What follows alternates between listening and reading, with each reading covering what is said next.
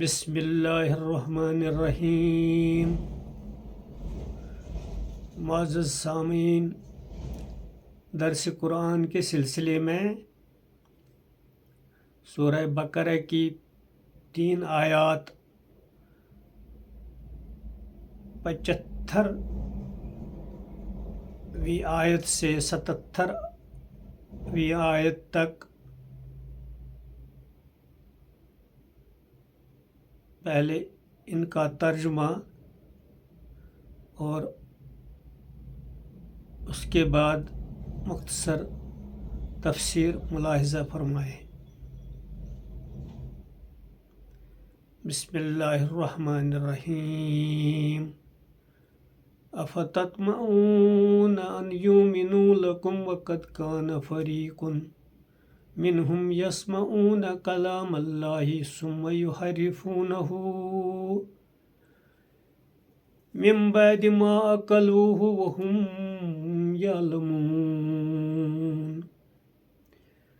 کیا تم یہ امید رکھتے ہو کہ یہ یہود تمہارے کہنے سے ایمان لے آئیں گے، حالانکہ ان میں سے کچھ لوگ ایسے ہیں کہ وہ اللہ کا کلام سنتے تھے اور پھر اس کو بدل ڈالتے تھے سمجھنے کے بعد، اور جانتے ہیں اور وہ یہ چیز جانتے ہیں۔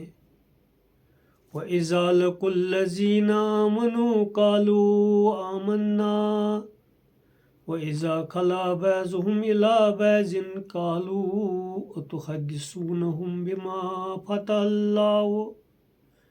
بما فتح اللہ علیکم لیحاجوکم بہ عند ربکم افلا تعقلون۔ جب وہ اہل ایمان سے ملتے ہیں تو کہتے ہیں کہ ہم ایمان لائے ہوئے ہیں، اور جب وہ آپس میں ایک دوسرے سے ملتے ہیں تو کہتے ہیں کیا تم ان کو وہ باتیں بتاتے ہو جو اللہ نے تم پر کھولی ہیں کہ وہ تمہارے رب کے پاس تم سے حجت کریں؟ کیا تم سمجھتے نہیں؟ اولا یعلمون ان اللہ یعلم ما یسرون وما یعلنون۔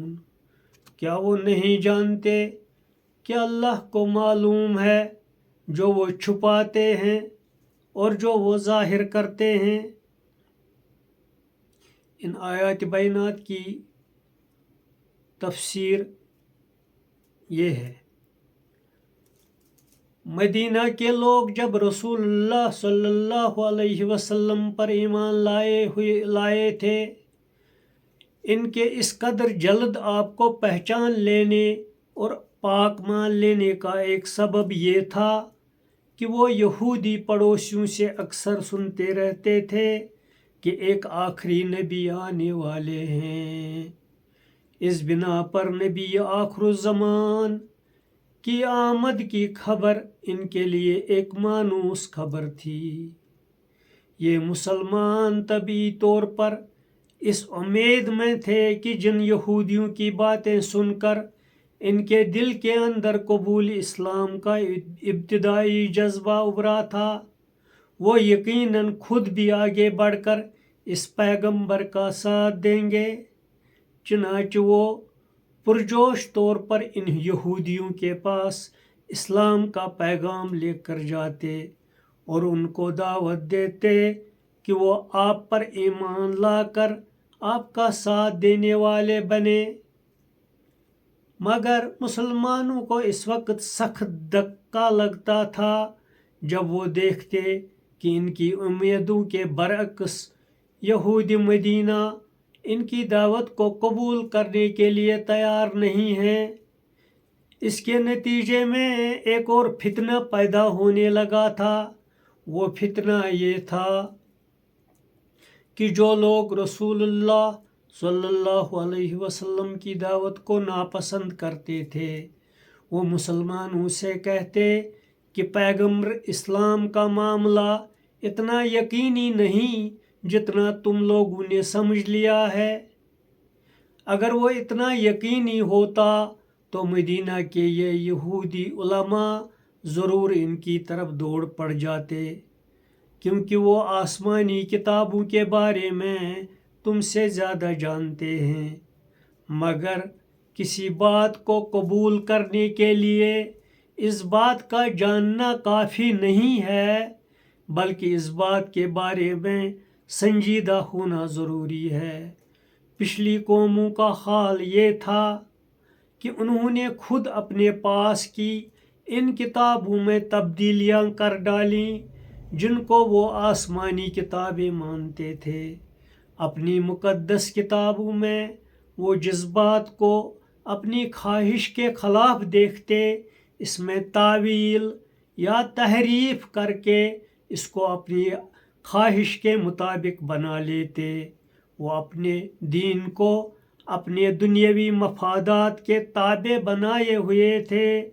جو لوگ اپنے عمل سے اس قسم کی غیر سنجیدگی کا ثبوت دے رہے ہوں، وہ اپنے سے باہر کسی حق کو ماننے پر کیسے راضی ہو جائیں گے؟ کوئی بات خواہ کتنی ہی برحق ہو، اس کے لیے کوئی نہ کوئی تعویل ڈھونڈ لے گا۔ اس تعویل کی آخری صورت کا نام تحریف ہے۔ آخری صورت کا نام تحریف ہے۔ اس طرز عمل کا نتیجہ یہ ہوتا ہے کہ اللہ کے معاملہ کی سنگینی آدمی کے دل سے نکل جاتی ہے۔ وہ خدا کے حکم کو سنتا ہے، مگر لفظی تعویل کر کے مطمئن ہو جاتا ہے کہ اس کا اپنا معاملہ اس حکم کی زد میں نہیں آتا۔